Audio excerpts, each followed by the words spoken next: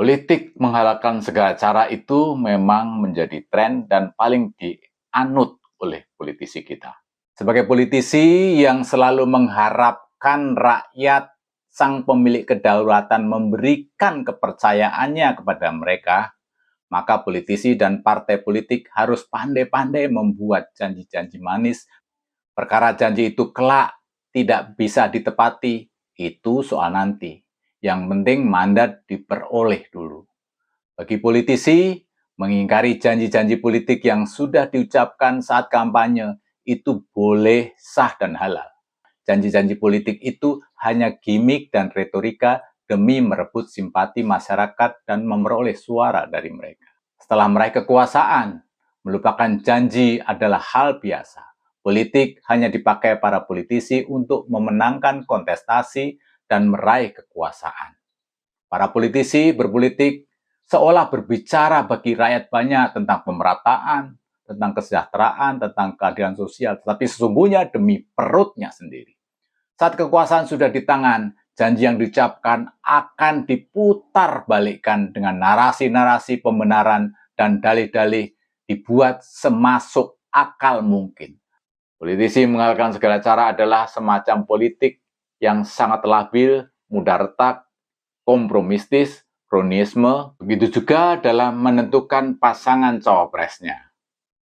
Capres dan koalisi partai yang menunda-nunda penentuan cawapresnya hanya demi kepentingan surprising, efek kejut, dan drama politik agar rakyat terbuai oleh adegan-adegan dramatis.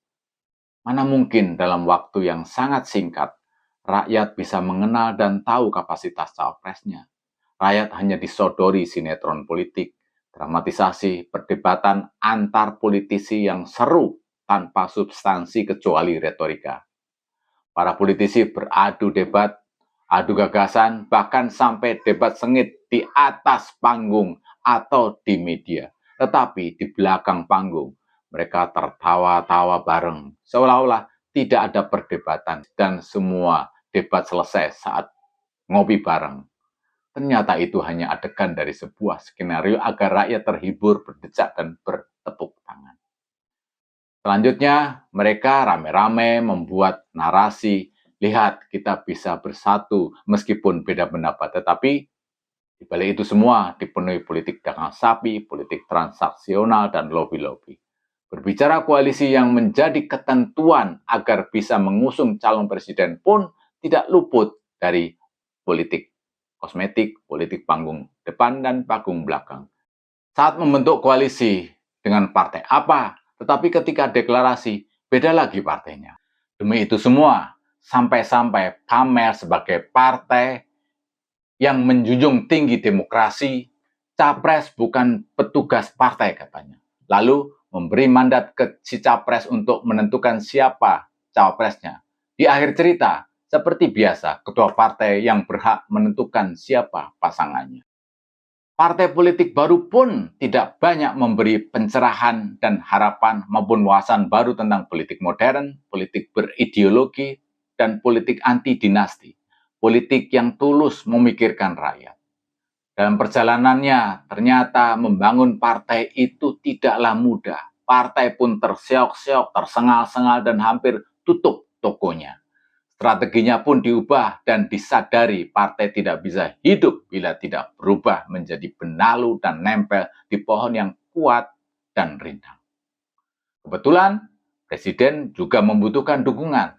Partai siap mendukung dengan segala catatan tambahan. Yang terpenting, boleh bergantung kepada Presiden. Simbiose mutualisme.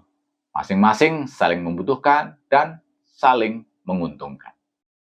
Partai politik pun semakin kehilangan sosok dan karakter partai yang kuat dan mandiri. Patronisme pun dilakukan demi menghalalkan segala cara, yang penting bisa masuk Senayan. Rakyat memang hanya menjadi sapi perah demi memuluskan jalan politisi dan partai politik.